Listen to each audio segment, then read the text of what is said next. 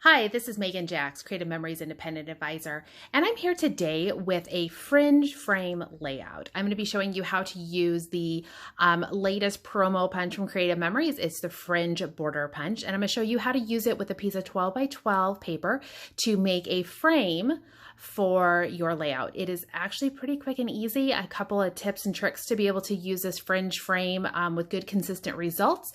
There is a little bit more finicky than some of the other punches, but I'll give you those tips on what types of papers to use with it and how to get those punches to come out consistently. And I'm also going to show you how I kind of put this particular layout together. I actually don't have this adhered down. I kind of just have everything set in place so I can take it apart and show you. And then I'm actually going to put it together using the new summertime collection. So what I've got going on here is I've got the Homestead collection, and I have a frame punched here with black cardstock. Black cardstock is one of our lighter weight cardstock. It does mean that the fringe punch, you don't want to use any of the cardstocks that are over 60 pounds. So that's a cardstock, a weight of the paper, and that's 60 pounds. And the current cardstock colors that we have that meet that threshold are going to be black, eggplant, and our white cardstock. And then some of our newer shimmer papers also meet that 60 pounds or less cardstock or a paper weight. So I used black cardstock here, and I used one of the really pretty papers from Homestead collection. It's got this lovely floral print. And actually, if I kind of pull this apart, what you're going to see is this piece of paper right here, this really pretty decorative paper, is actually cut from the middle of this paper. So I did a inside frame cut, and I'll show you how to do that with the rotary trimmer. I used a decorative blade, and so that I've got a nice fun edge here. And then we'll put together that, use the fringe punch here to make that fringe frame to go on top of this. So we're gonna go ahead and get started. I'm gonna be using the summertime collection and to do my sample for here for the layout. The first thing we are gonna do is we are going to go ahead and use the fringe frame, or make the fringe frame here. So I've got my fringe punch. I'm using a piece of parakeet shimmer paper. This recently came out with one of the cardstock buffets that we had. It was one of the promo packs, but it is a lightweight shimmer paper.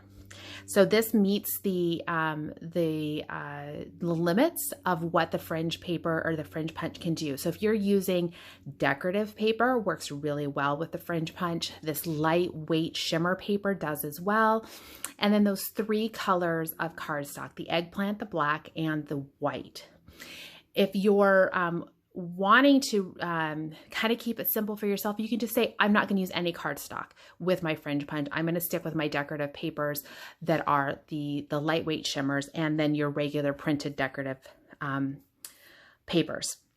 So here with the fringe punch, the big thing that you want to do for this particular layout is I want you to note here, you can see this kind of triangle piece right here. This is a guide that helps you line things up. We're seeing them more and more on our punches.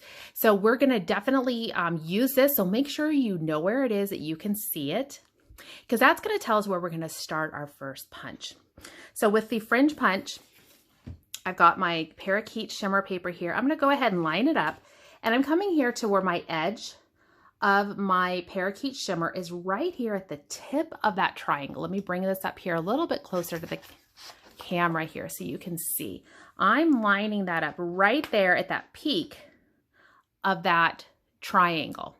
And that's where I'm going to make my first punch. The fringe punch does work well if you don't start at the very edge. Start a little bit in. I'm going to go ahead and make that punch. Now, what I'm going to do here is I'm going to slide out, and you can see I've got all these delicate fringes. And that's where, when you're using this, you don't want to necessarily go side to side. You want to come out, and then I actually feed back in where I can still see solid paper, and then I slide it ever so slightly just back under there until I've lined up that triangle piece again. I can see that I'm lined up, and I'm going to go ahead and make my second punch. And I'm going to keep doing that. I'm going to pull out and then put back in, lining up this triangle piece every time. and I'm going to punch. And I'm going to do this 4 times on this side. So I'm just going to do it 4 times. I'm going to pull out, and then I'm going to rotate my paper 90 degrees. So I haven't done this corner, and that's okay. I'm going to go ahead and I'm going to line this back up once again, starting back at that triangle. Right at that peak is where I'm lining up the edge of my paper, and I'm going to go ahead and punch. And I'm going to keep doing this all the way around. So I'm going to clear out the punch pieces there. And you just have to go slow with this. This is not a punch and go border punch at all. You want to take your time. If you just be sure to take your time, go slow, be deliberate about it, you should have great results. You don't want to use the heavy cardstock colors. So this is one that I'm almost just telling myself I'm just going to default to use decorative paper. So once again, I'm just doing 4 punches, and then I'm going to rotate. Clear out those pieces that fall out, and I'm going to keep going all the way around. Now you might want to have a piece of scissors or a pair of scissors handy here, because what's going to happen is we're going to see that I'm going to start getting this kind of piece here that does have a tendency to get in the way. I'm going to likely get it caught on the edge of my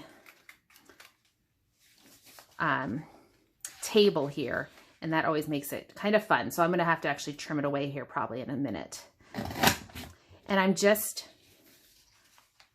working my way around. You just got to be careful with those fringe pieces. I mean, this is really, really delicate. It gives a great look, but it's definitely delicate. So what I'm going to do here, I can see that I'm a little caught there in thing. So I'm going to go ahead and just gentle pull, and it pulled it away, and that's okay. If that type of stuff happens, just give it a gentle tug and see if you can pull it out without breaking everything. And I'm going to go ahead and use my scissors. I'm going to cut off this extra. My fringes still all look really good. I've got this last row to do.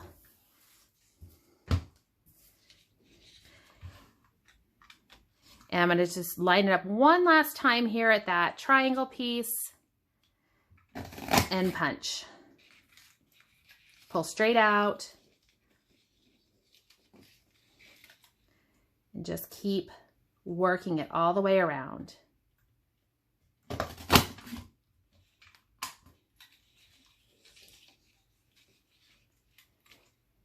Couple more punches. You do, remember, 4 on each side. So this last one should free completely and make my frame. So now you can see I've got that lovely frame done. So one of the things I will show you here is in each corner, you're probably going to have little ones that are kind of messed up. And you're just going to want to use your scissors and come in there and snip those off. Just probably at least a couple on here. You might have 1 in every corner. It looks like I had 3 of them that I needed to snip off. So now I have my fringe frame all done. So I'm going to set this aside for a moment, just put it in a safe spot so those fringes don't get messed up. And then what I'm going to do is I'm coming here and I am going to be using this really pretty floral decorative paper from the summertime collection. I like that it's got this lovely kind of aqua blue on the other side. So what I'm going to do here is I'm going to make a frame out of this. I'm going to use my rotary trimmer, and I'm actually going to turn my rotary trimmer here to the side. I prefer to use it sideways when I'm making my frames, and I'm going to be trimming it. I'm going to be doing a 1 5/8 inch frame. So it gets to be a little bit tricky because of that extra 1/8 of an inch. The 1 1/2 would be a little bit easier, but I'm going to do 1 5/8. So it's a little bit over 1 1/2 inches. So I'm coming in here and I'm going to line it up 1 5/8 inches. And I've got the wave blade in my trimmer. So I'm 1 5/8 inches right on this side. And I'm going to come down here And I'm finding that 1 5/8 over here, and I'm going to be pulling it all the way over here to 10 3/8. That will give me my frame. In 10 3/8, I'm just going to kind of eyeball it a little bit. I've got a little bit of wiggle room in here. I just need to make sure I give that a nice sturdy press. I am using a decorative blade. I want to make sure I'm very deliberate with that cut.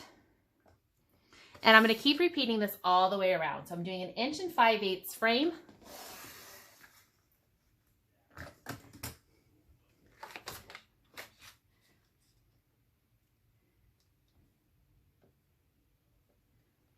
And I've got 2 more cuts to do at that 1 5/8.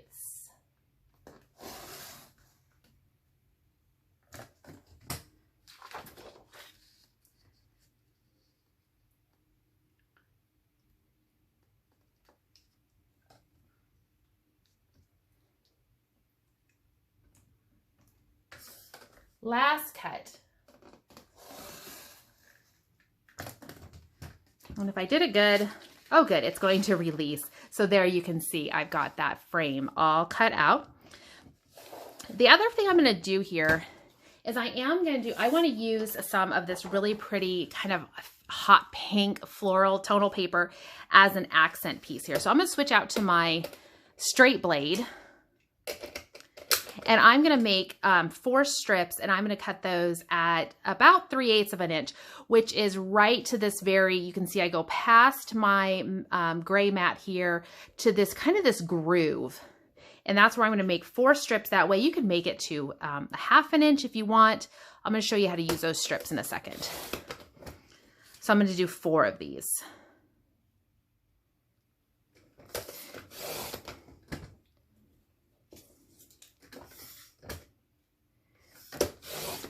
I just found that this 3/8, or excuse me, yeah, it's about 3/8 of an inch.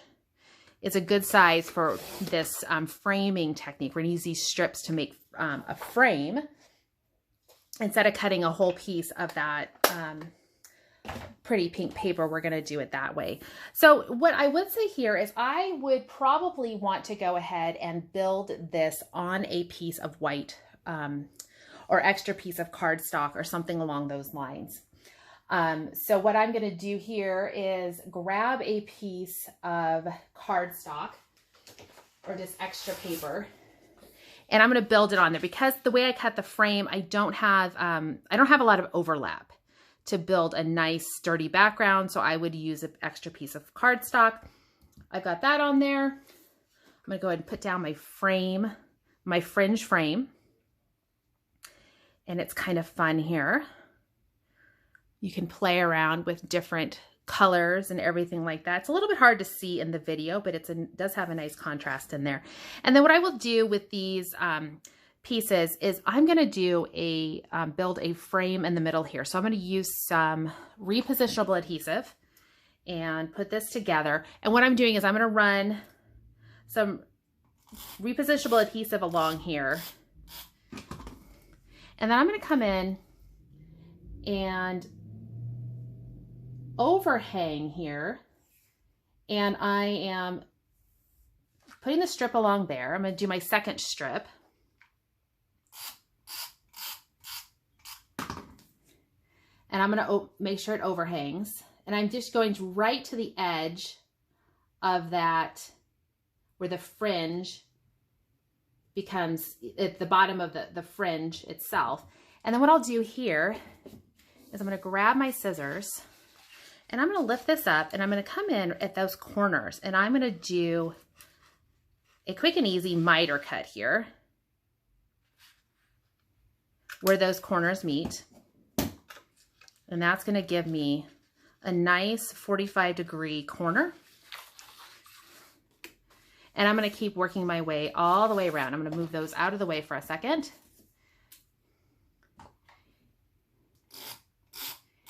And this is kind of giving me that faux matte look so that I'm going to have this nice pink tonal paper is going to peek out from underneath my blue paper.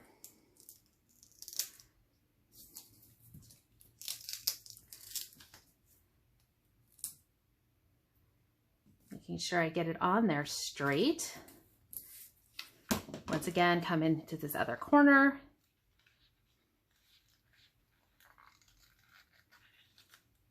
Lift it up and then cut along where those edges meet.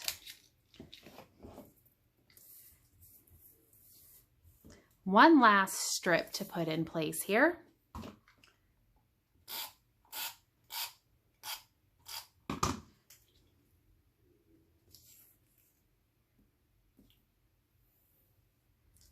And then I just need to make 2 more of those corner cuts. Got a little aggressive with the adhesive. Slip my 1 more of those. This is a quick and easy way, rather than having to trim a whole big square. I can just use these strips and kind of make that faux mat. My blue mat fits in there, and you can see how it's kind of starting to take shape. So I love this parakeet paper. It really kind of gives that almost like a grass skirt. So it definitely has a little bit of that kind of fun tropical vibe going. I've got some palm leaves in there, and you can see how this is starting to take shape. So this works out great in terms of putting photos on here. There is room. This would be more of a statement page where you're going to maybe not have quite as many photos, but you can get 3 photos on there for sure. Get a 4x6 over here, and then you do have space to put in 2 4x4 squares.